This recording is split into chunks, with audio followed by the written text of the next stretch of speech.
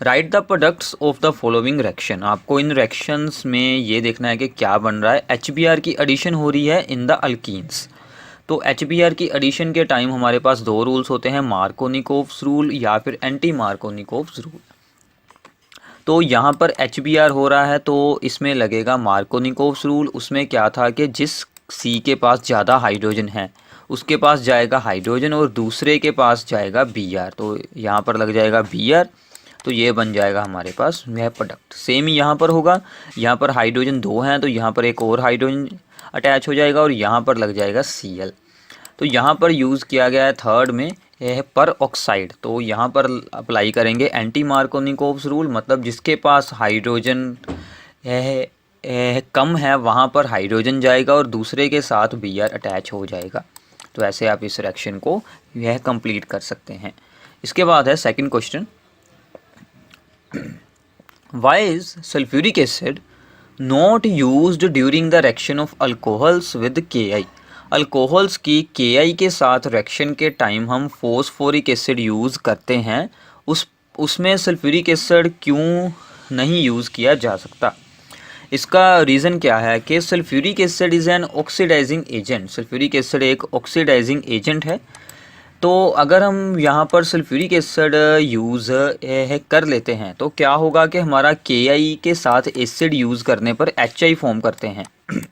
तो ये HI आगे अल्कोहल के साथ रिएक्ट होने के बाद हेलो अल्केन फॉर्म करता है। बट जो सल्फ्यूरिक एसिड है वो खुद ही HI के साथ रिएक्ट होकर उसकी ऑक्सीडेशन करवाकर उसको I2 में चेंज कर देगा।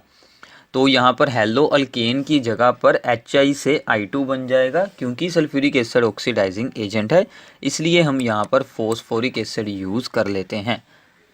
Next one is draw the structure of the major products in the following reactions. आपको इन सभी रिएक्शंस में जो मेजर यह प्रोडक्ट्स हैं उनको उतारना है। तो इन सभी रिएक्शंस को हम सोल्व करते हैं। तो सबसे पहले थी रिएक्शन SOCl2 के साथ, तो ये क्या होती है, थायोनाइल क्लोराइड। तो थायोनाइल क्लोराइड के साथ अगर आप यहाँ पर रिएक्ट करवाएंगे तो अल्कोहल से क्या बन जाएगा, अल्काइल हैलाइड, साथ में साथ में SO2 एंड HCl फॉर्म हो जाएंगी गैसेस। सेकंड है Br2 in the presence of UV। तो इसमें क्या होता है कि अल्काइल चेन में जाकर Br अटैच होता है। तो अल्काइल चेन में आपको देखना है कि सेकेंडरी के साथ अटैच होगा कि यह प्राइमरी के साथ। तो ये एक फ्री रेडिकल की रिएक्शन है। तो यहाँ पर यह ऑर्डर ऑफ रिएक्टिविटी हमको मिलता है 3rd डिग्री का सबसे ज़्यादा, 2 डिग्री का उससे कम और 1 डिग्री का सबसे लो। तो यहाँ पर ये जो कार्बन है ये हमारी 2 डिग्री है तो यहाँ पर Br अटैच हो जाएगा, यहाँ पर CH3 ही रहेगा। तो यहाँ पर Br अटैच हो जाएगा, बाकी सब कुछ ऐसे ही रहेगा क्योंकि हम यहाँ पर UV में Br2 को ऐड कर रहे हैं। इसके बाद है HCl के साथ। तो HCl क्या करेगा कि इस OH को हटा देगा क्योंकि ये जो CO का बॉन्ड होता है this is very strong bond, ये इतनी जल्दी ब्रेक नहीं होता। तो सिर्फ यहाँ से OH की जगह पर Cl आएगा। नेक्स्ट वन में HI यहाँ पर ऐड करना है तो मार्कोनिकोव्स रूल ही अप्लाई कर देंगे।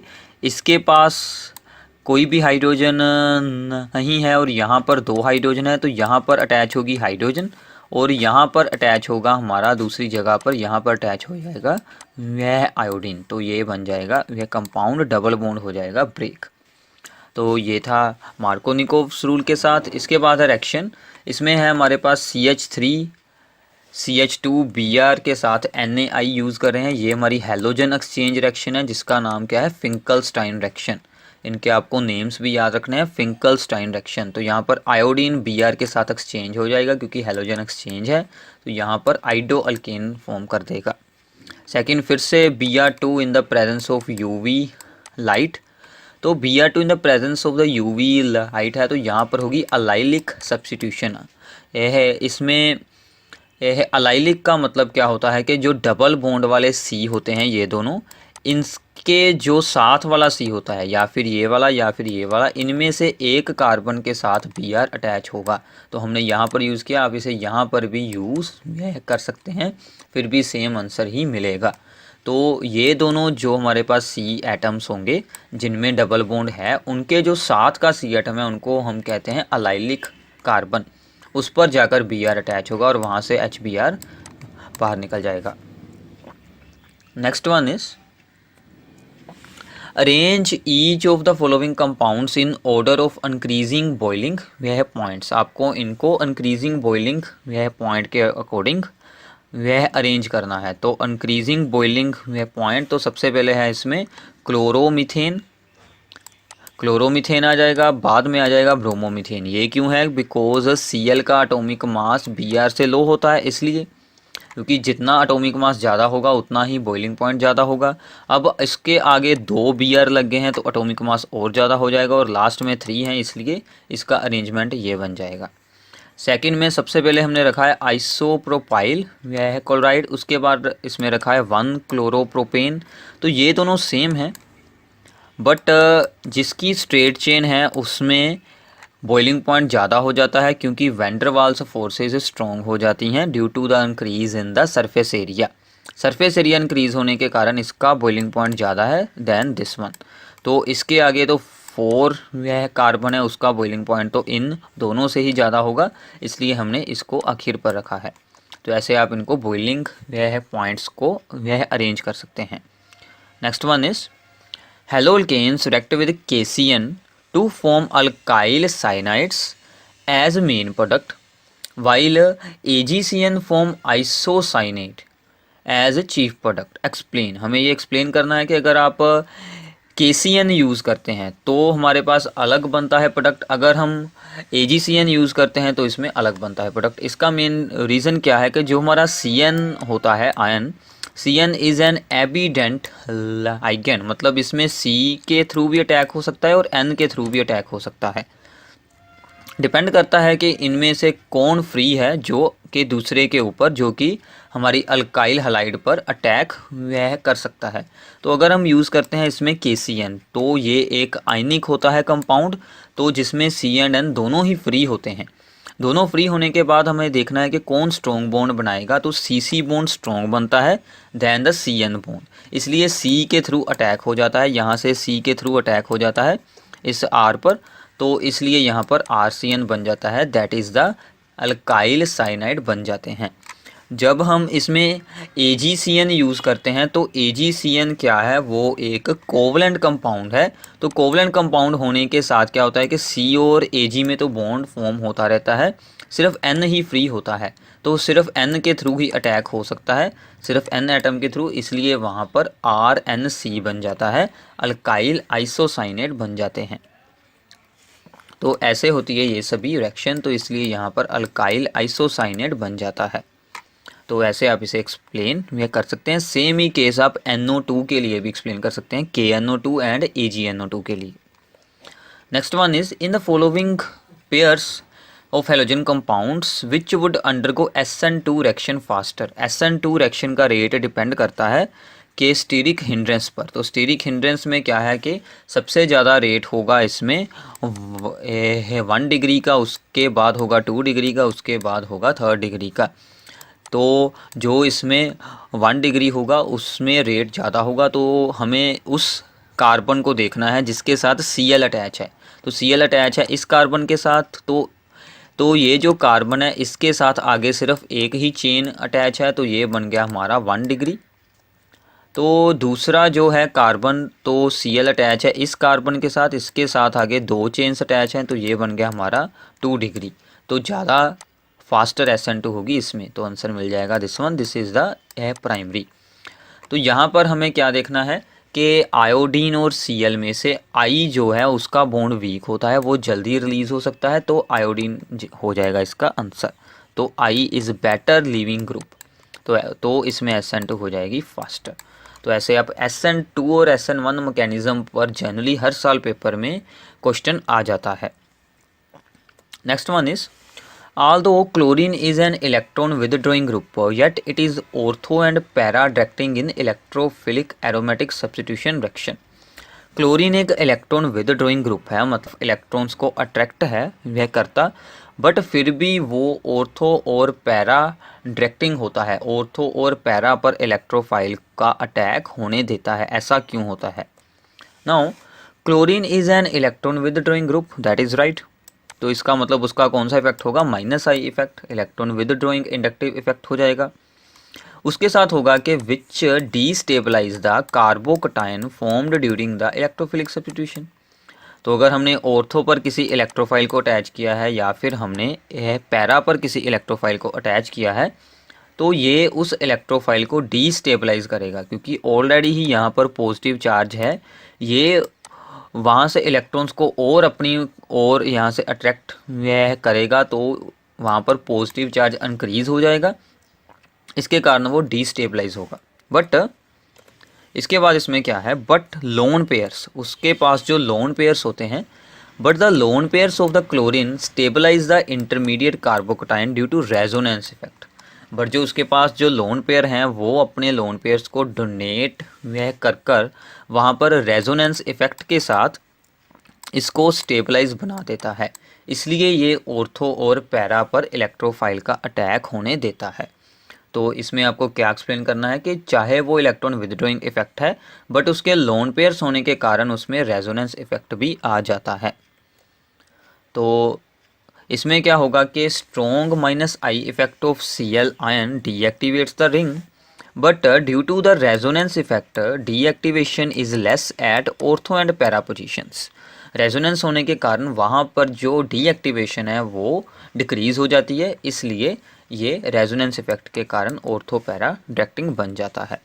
नेक्स्ट वन इज़, इसमें आपको बताना है कि कौन से में SN1 जल्दी होगी। तो SN1 का ऑर्डर क्या होगा, 3rd डिग्री की सबसे ज़्यादा, सेकेंडरी की उससे कम एंड 1 डिग्री की सबसे कम, due to the stability of the carbocation formed. तो यहाँ पर ये वाला बनेगा कार्बन और यहाँ पर दिस वन कार्बन, इसके साथ 2 बॉन्ड्स हैं तो ये बन जाएगा 2 डिग्री और दिस वन इज़ द यह 3rd डिग्री, तो ये मिल जाएगा आंसर। यहाँ पर ये वाला जो कार्बन है ये बन रहा है हमारा 2 डिग्री और ये बन रहा है हमारा 1 डिग्री, तो ये आंसर मिल जाएगा। तो ऐसे आप यहाँ से आंसर्स को सोल्व कर सकते हैं।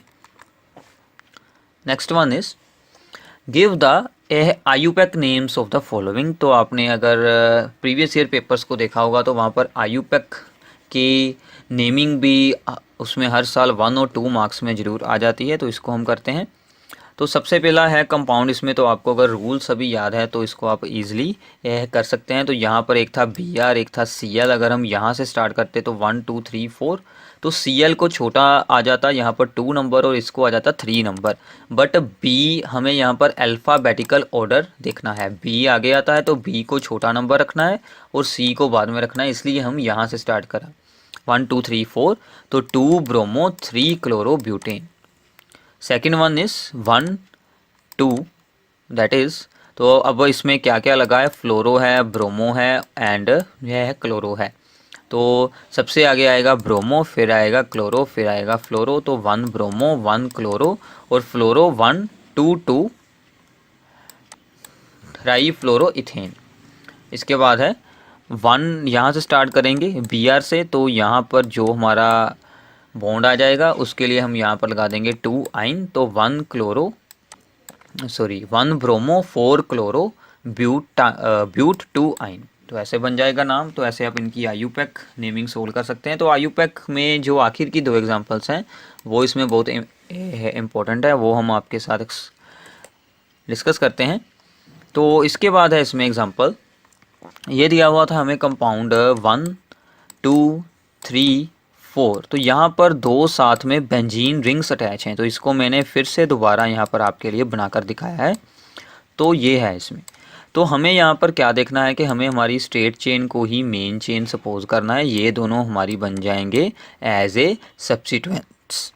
तो यहाँ पर हम स्टार्ट कर देते हैं 1 2 3 4 के साथ नेमिंग स्टार्ट कर देते हैं, क्योंकि हमने ब्रोमीन को यहाँ पर ज़्यादा प्रेफरेंस रखी है, तो ब्रोमीन को हम 2 पर आने देंगे। अगर हम यहाँ से स्टार्ट करते तो यहाँ पर 1 2 और 3 4 आ जाता, बट उसके साथ क्या होता कि ब्रोमीन को 3 नंबर मिलता, इसलिए हमने यहाँ से स्टार्ट की 1 2 3 4, तो 2 पर आ गया हमारे पास ब्रोमो और उसके बाद क्या है 3 3 बायस, क्योंकि ये 2 बार आ चुका है, यह फिनाइल है, तो इसका अंदर जो नाम आएगा वो बनेगा 4 क्लोरोफिनाइल, तो आगे हम लगाएंगे बायस ब्यूटेन। तो ये एग्जांपल स्पेशल थी। इसमें क्या आ गया हमारे पास 2 ब्रोमो 3 3 बायस 4 क्लोरोफिनाइल, इसका नाम क्या लिखा हमने 4 क्लोरोफिनाइल, और आगे आ गया ब्यूटेन। ऐसे ही एक और है, वहाँ पर हम क्या लिखेंगे 1 2 3 4, तो इसमें बन जाएगा 1 क्लोरो, 1 पर क्या लगा है और 4 यह आइडोफिनाइल, ये क्या है 4 आइडोफिनाइल। तो रिमेनिंग चेन में क्या है यहाँ पर 4 4 सॉरी 3 3 उस पर अटैच हुए हैं, 3 3 डाई मिथाइल ब्यूट 1 ई। तो ये दोनों एग्जांपल्स इंपॉर्टेंट है, ऐसे एग्जांपल्स आपको पेपर में आ सकती हैं, इनके नेम एक बार जरूर सोल्व कर देखें। आगे है कि right the structures of the following organic halogen compounds. तो पहले हमने आयुपैक बनाए थे, अब हमें आयुपैक दिए हुए हैं और हमें उनकी स्ट्रक्चर्स को बनाना है। ये सभी आप इजीली एक बार खुद सोल्व कर कर देखें, इसका एक बार स्क्रीनशॉट उतार लें इनको और उसके बाद इनको सोल्व कर कर देखें और आंसर्स को मैच कर कर एक बार ज़रूर देखें, तो आपकी आयुपैक की अच्छे से प्रैक्टिस हो जाएगी इसमें। Identify A B C D E R and R1 in the following reactions. तो हमारे पास रिएक्शंस में क्या क्या हो रहा है वो हम एक बार एक्सप्लेन करते हैं। तो सबसे पहले क्या है कि हमारे पास एक रिंग के साथ हेलो अल्केन है, उसकी Mg के साथ रिएक्शन है in the presence of dry ether. तो अगर आपको याद होगा इससे क्या बनेगा ग्रिग्नार्ड रीजन, तो ग्रिग्नार्ड रीजन फॉर्म कर देंगे। उसमें उससे जो फॉर्म हुआ वो A है हमारा कंपाउंड, उसमें H2O ऐड करेंगे तो B कंपाउंड बन रहा है। तो फिर से है एक आगे RBr में Mg ड्राई ईथर के साथ C बन जाएगा, दैट इज़ फिर से ग्रिग्नार्ड रीजन बनेगा। उसमें D2O ऐड करेंगे तो उसमें D अटैच हो जाएगी। बाद में क्या है कि हमारे पास एक अल्केन दिया हुआ है जो कि यहाँ से बन रहा है R1X से, R1X से D भी बन रहा है और E भी बन रहा है और इससे ये अल्केन भी बन रहा है। तो हमें ये सभी कुछ सोल्व करना है कि यहाँ पर R क्या होगी और यहाँ पर अगर दिया है तो यहाँ पर A और B तो ईज़िली सोल्व हो जाएंगे और R यहाँ पर जो है वो यहाँ से हम सोल्व करेंगे। इसके अकॉर्डिंग यहाँ पर ये देखेंगे कि R कौन सी चेन होगी और ये जो दिया हुआ है कंपाउंड इसके अकॉर्डिंग हम देखेंगे कि R1 यहाँ पर कौन सी चेन होगी। तो इसके बारे में देखते हैं।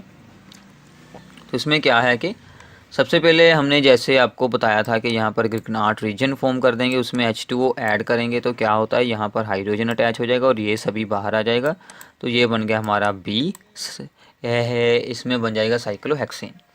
तो दूसरी थी ये एग्जांपल, यहाँ पर यहाँ पर RBr के साथ Mg है तो इसका भी RMgBr बन जाएगा। D2O इसमें ऐड करेंगे तो यहाँ पर D अटैच हो रहा है तो यहाँ पर D अटैच कर देंगे, तो यहाँ से हमारे पास R का आंसर भी आ सकता है, R का आंसर भी हो जाएगा। और इसके बाद है हमारे पास दिस वन, तो इसके साथ अगर हम Mg को अटैच यह करवाते हैं तो यहाँ पर ये बन रहा है, तो यहाँ पर हाइड्रोजन के साथ D2 के साथ अगर हम रिएक्शन करवाते हैं तो D, जैसे कि यहाँ पर हाइड्रोजन MgBr के साथ अटैच हुआ था तो यहाँ पर D लगेगा यहाँ पर। तो इसका मतलब जो हमारी R चेन है वो R चेन बन रही है दिस वन, मतलब एक थर्ड डिग्री हमारे पास सॉरी R चेन का आंसर ये वाला बन रहा है, this is the R chain. तो आगे है R डैश, तो R डैश हमने ये चूज़ की है क्योंकि उसकी रिएक्शन होने पर ही हमें आंसर मिल जाएगा R डैश के साथ। तो ये सभी आप ऐसे सोल्व यह कर कर देख सकते हैं। ऐसे और भी आपको पेपर में यह कन्वर्जन्स के साथ रिलेटेड यह क्वेश्चंस मिल जाएंगे। इसमें हम स्टार्ट करते हैं। Which one of the following has the highest dipole moment. इनमें से सबसे ज़्यादा डाइपोल मोमेंट यह किसकी है। तो सबसे ज़्यादा डाइपोल मोमेंट आपको इनकी डायग्राम्स के साथ आंसर मिल जाएगा। तो यहाँ पर हम देखते हैं कि डाइपोल मोमेंट की डायरेक्शन होती है पॉजिटिव टू नेगेटिव, मतलब जिसकी इलेक्ट्रोनेगेटिविटी ज़्यादा हो उसकी तरफ डाइपोल मोमेंट की डायरेक्शन होती है। तो Cl की तरफ होगी, यहाँ से C की तरफ होगी क्योंकि हाइड्रोजन की इलेक्ट्रोनेगेटिविटी लो होती है। तो इन सभी का अगर आप रिजल्टेंट देखेंगे तो इसकी डाइपोल मोमेंट ज़्यादा बन रही है दैन दिस वन, क्योंकि इसमें ज़्यादा ऑपोजिट आ गए हैं तो इसलिए इसका रिजल्टेंट इसमें से ज़्यादा है। तो CCl जो 4 है उसका रिजल्टेंट तो ओवरऑल ही 0 हो जाएगा, बिकॉज इसमें 4 की 4 जो डाइपोल मोमेंट्स हैं वो सभी एक दूसरे के ऑपोजिट एक्ट करेंगी, तो सबसे ज़्यादा रिजल्टेंट इसमें मिलेगा। तो आंसर हमारा बन जाएगा CH2Cl2, इसकी हाईएस्ट डाइपोल मोमेंट होगी। ये आप डायग्राम से एक्सप्लेन कर सकते हैं। Next one is a hydrocarbon C5H10 does not react with the chlorine in dark. ये क्लोरीन के साथ रिएक्ट नहीं हो रहा in the dark but gives a single monochloro compound this one in the bright sunlight. तो bright sunlight में ये compound form कर रहा है। Identify the hydrocarbon. तो आपको सबसे पहले इसके फार्मूला को देखना है। तो फार्मूला से हमें क्या फील हो रहा है कि ये दो टाइप का हो सकता है, या तो अल्कीन और या फिर ये क्या हो सकता है, एक रिंग वाला कंपाउंड हो सकता है। या तो रिंग वाला हो सकता है, या फिर अल्कीन हो सकता है, या तो अल्कीन हो सकता है, या फिर साइक्लोअल्केन हो सकता है। Now it does not react with Cl2 in dark. मतलब ये डार्क में Cl2 के साथ रिएक्ट नहीं हो रहा है, तो इसका मतलब ये अल्कीन तो बिल्कुल ही नहीं होगा, बिकॉज अल्कीन तो उसके साथ बहुत जल्दी रिएक्ट हो जाएगा। मतलब ये हमारा साइक्लोअल्केन है, तो हम इसे साइक्लोअल्केन अज्यूम कर लेते हैं। तो ये हमारा आइडेंटिफाई हो जाएगा, साइक्लोपेंटेन बन जाएगा ये कंपाउंड। इसके बाद है write the equations for the preparation of 1 iodobutane from 1 butanol 1 chlorobutane and but 1 ene. तो इसमें हम सबसे पहले इसको यूज़ करते हैं, ब्यूट 1 ईन से 1 आइडोब्यूटेन फॉर्म करते हैं। तो but 1 ene that is the but 1 ene, इसके हमें फॉर्म करना है आइडोब्यूटेन। तो इसमें हमें आइडो को अटैच करना है ऑन द पोजीशन 1। तो हम अपने हेलोजन को यहाँ पर अटैच करना चाहते हैं, तो इसके लिए हम लगाएंगे यह है परोक्साइड इफेक्ट, मतलब एंटी मार्कोनिकोव्स रूल। यहाँ पर लगेगा हाइड्रोजन, यहाँ पर लगेगा Br, तो ये कंपाउंड बन जाएगा। इसके साथ हम यूज़ कर लेंगे हेलोजन एक्सचेंज रिएक्शन NaI, मतलब कि फिंकलस्टाइन रिएक्शन। तो यहाँ से बन जाएगा 1 आइडोब्यूटेन। दूसरे में तो हमारे पास ऑलरेडी है 1 क्लोरोब्यूटेन, तो इसमें तो हम सीधी ही फिंकलस्टाइन यूज़ करेंगे, तो यहाँ पर I अटैच हो जाएगा।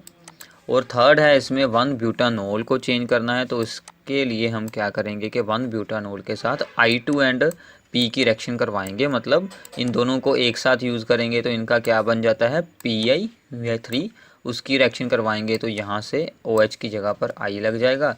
तो ऐसे आप इन सभी को इंटरचेंज यह कर सकते हैं। तो आपको याद रखना है कि यह कन्वर्जन्स के साथ रिलेटेड यह क्वेश्चंस बहुत ही इंपॉर्टेंट होते हैं, वो आपको ज़रूर सभी अच्छे से यह कर लेने हैं। Next one is what are the evident nucleophile. हमारा एक एग्जांपल हमने पहले भी एक्सप्लेन की है इसमें CN वाली। एविडेंट क्या होते हैं, जो कि जिनकी अटैकिंग साइट्स 2 होती हैं। तो जैसे कि CN हो गया या फिर NC हो गया, और ये 2 साइड से अटैक यह कर सकते हैं, जैसे कि N से भी और C से भी, और दोनों बार इसमें डिफरेंट कंपाउंड्स फॉर्म यह करेंगे। तो इसको आप खुद एक बार रीड कर देख सकते हैं, बिल्कुल ईजी है। Next one is how will you bring about the following conversions, that is the most important question from this part। Conversion है सबसे तो हमारे पास सबसे पहले ये इथानोल टू ब्यूट 1 आइन। इथानोल है 2 कार्बन वाला है, तो हमें ब्यूट बनाना है 4 कार्बन वाला, वो भी आइन की फॉर्म में, मतलब एक अल्काइन हमें फॉर्म करना है। तो हमें ध्यान से सभी कुछ करना होगा। इथानोल को पहले मैं चेंज करूँगा अल्काइल हैलाइड में, तो मैंने SOCl2 यूज़ कर ली, बिकॉज ये वाला मेथड सबसे ज़्यादा अच्छा रहता है। OH के साथ Cl को रिप्लेस कर देंगे, तो ये बन गया हमारे पास अल्काइल हैलाइड। और साथ में है ब्यूट 1 आइन, तो ब्यूट 1 आइन को आपको इसके साथ यूज़ करना है। तो ब्यूट 1 आइन हमें फॉर्म करना है, तो उसके लिए मैं इसके साथ यूज़ करूँगा सोडियम एस्टेलाइट। वो भी आप अल्कोहल से ही बना सकते हैं, बट उसकी ज़रूरत नहीं है, तो हम उसे सीधा ही यूज़ कर सकते हैं। तो यहाँ से क्या होगा कि ये पूरी चीज़ यहाँ पर अटैक कर देगी और Cl को यहाँ से रिमूव कर देगी। तो ये बन जाएगा CH3 CH2, यहाँ से C एंड C के बॉन्ड्स के साथ ये बन जाएगा ब्यूट 1 आइन, और साथ में बनेगा NaCl। तो ये जो हमारे पास फॉर्म हुआ है कंपाउंड, उसको भी आप साथ में उतार सकते हैं। वो आप यहाँ पर इथाइन के साथ सोडा अमाइड की रिएक्शन वह करवाकर वहाँ से उसे फॉर्म कर सकते हैं। सेकंड है इसमें ethane to bromo ethane. Ethane को हमें ब्रोमो इथेन में चेंज करना है, तो इथेन के साथ सिर्फ हमें Br को अटैच करना है। उसके लिए हम HV मतलब वह सनलाइट को यूज़ कर लेंगे, तो ये रिएक्शन सिंपली हो जाएगी। नेक्स्ट वन है इसमें प्रोपीन टू 1 नाइट्रोप्रोपेन करना है। प्रोपीन है, उसमें क्या अटैच करना है, ये है 1 पोजीशन पर NO2। उसके लिए हमें उसके साथ पहले हेलोजन ऐड करना होगा, वो भी है परऑक्साइड, क्योंकि फिर ही Br यहाँ पर लगेगा।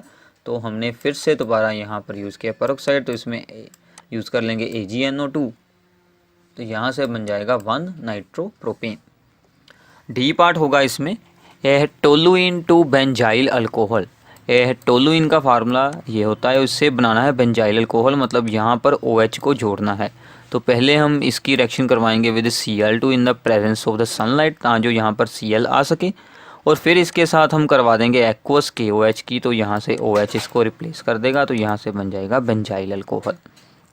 नेक्स्ट है प्रोपीन टू प्रोपाइन। तो हमें यहाँ पर प्रोपीन को चेंज कर फॉर्म करना है प्रोपाइन, मतलब एक यहाँ पर बॉन्ड और फॉर्म करना है। तो इसके लिए हम क्या करेंगे कि इसमें पहले Br2 को ऐड करेंगे, क्योंकि यहाँ पर एक Br लग जाएगा और एक Br यहाँ पर लग जाएगा।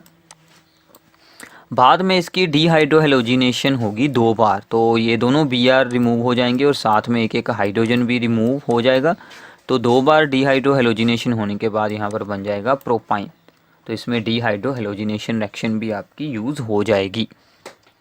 नेक्स्ट है इसमें इथानॉल को हमें इथाइल फ्लोराइड में चेंज करना है। इथानॉल है, इथानॉल से हमें इथाइल फ्लोराइड बनाना है। तो आपको याद रखना है कि फ्लोराइड्स को हम डायरेक्ट नहीं बना सकते, पहले कोई और अल्काइल हैलाइड हो उसको हम यह फ्लोराइड्स में चेंज किया जा सकता है। तो इसलिए पहले हमने यहाँ पर बनाया है इथाइल वह है क्लोराइड, उसमें आपको Hg2F2 ऐड करना है, that is a Swarts reaction.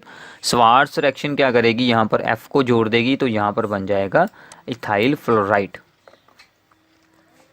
Next है इसमें कि ब्रोमोमीथेन टू प्रोपेनोन। ब्रोमोमीथेन है हमारे पास, एक कार्बन के साथ हमें फॉर्म करना है प्रोपेनोन। तो कार्बन्स 2 और इसमें ऐड करने हैं, तो उसके लिए हमें क्या करना होगा, इसमें Cn को ऐड करना होगा, क्योंकि Cn क्या करता है कि यहाँ पर एक कार्बन इंक्रीज़ कर देता है। तो यहाँ पर बन जाएगा CH3Cn। इसके साथ हम यूज़ करेंगे ग्रिग्नार्ड रीजन। तो ग्रिग्नार्ड रीजन यहाँ से एक CH3 इसमें ऐड कर देगा, और साथ में MgBr अटैच हो जाएगा N के साथ। तो यहाँ से ये कंपाउंड बन जाएगा जो कि H2O in the presence of acid के साथ रिएक्ट होने पर यहाँ पर ऑक्सीजन अटैच करवा देगा। तो यहाँ से एक बन जाएगा propanone, that is ketone form हो जाएगा। इसके बाद ये बहुत इंपॉर्टेंट है, ब्यूट1ईन को ब्यूट2ईन में हमें चेंज करना है। तो पहले इसमें HBr को ऐड करें, तो Br यहाँ पर लग जाएगा, हाइड्रोजन यहाँ पर अटैच होगा।